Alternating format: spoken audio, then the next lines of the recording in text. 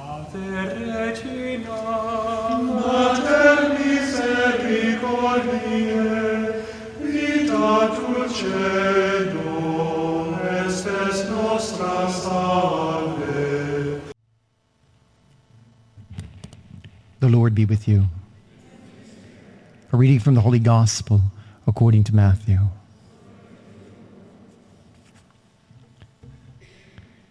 Jesus said to his disciples, "Do not think that I have come to abolish the law or the prophets. I have come not to abolish, but to fulfill them. Amen, I say to you, until heaven and earth pass away, not the smallest letter or the smallest part of a letter will pass from the law, until all things have taken place. Therefore, whoever breaks one of these least of the commandments and teaches others to do so will be called least in the kingdom of heaven. But whoever obeys and teaches these commandments will be called greatest in the kingdom of heaven." The Gospel of the Lord.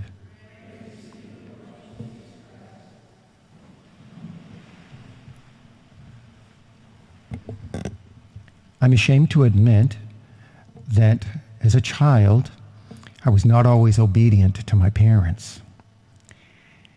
And sometimes they seemed to be demanding, overly so.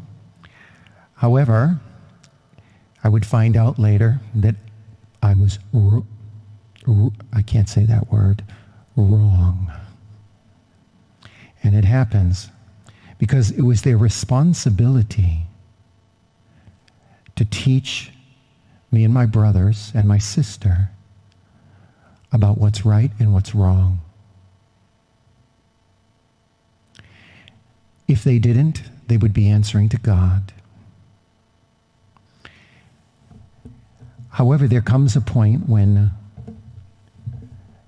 someone starts to become experienced in wisdom and has a sense of what's right and wrong because of what was taught, for example, by the 10 Commandments.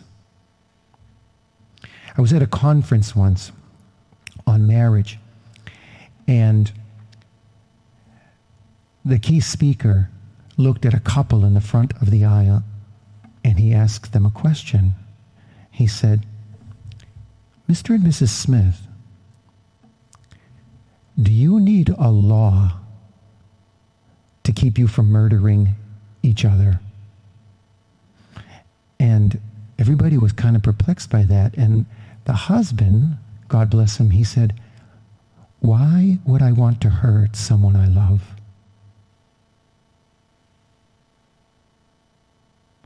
He didn't need a law.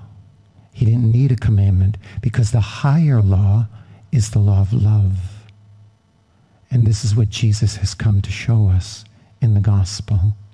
Matter of fact, he says it in chapter 7 of Matthew and in chapter 20 that the whole law and the prophets is based on 2 parts of the commandments.